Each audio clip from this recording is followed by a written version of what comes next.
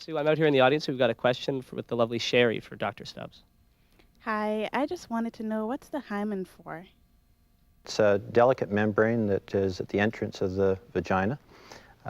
It separates girls from women, so to speak.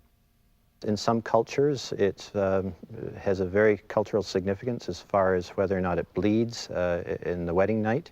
But some girls have a very loose hymen that's not terribly tight, and they do not bleed with first sex. Others do.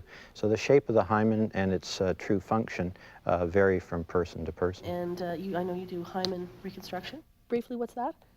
It's repairing a ruptured hymen, primarily for Middle Eastern women who, either through rape or indiscretion, we'll say, would not be a virgin on their wedding night. And traditionally, they must be, and in some of the cultures, they're killed by either their father or their brother if it's found out their family's being dishonored. And the greatest problem, I guess, is where you get students from the Middle East coming to North America to study. They adopt North American habits, but then they find out that they have to go home for an arranged marriage afterwards, and they're not quite what they sort of came with. And you also do clitoral repositioning. Can we just explain that briefly? Some ladies have an extraordinarily long clitoris, almost a penis-like clitoris. We're not entirely sure as to why they are endowed with that size of a sexual organ. Again, not entirely sure. It may be a normal variation. But certainly a woman that has a very long clitoral body is unhappy because she prefers to have something that's neat and tidy and hidden. I just wanted to ask you a question, Dr. Stubbs.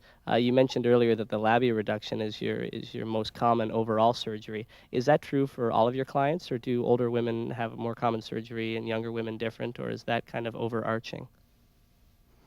I would say younger women tend to go for the labia minora reduction, and the older women perhaps for the labia majora augmentation, where they've lost some of the fullness and fat in the labia majora. And the older women, especially the ones that have had children, also have the lower third of their vagina tightened, or the vaginal tightening procedure.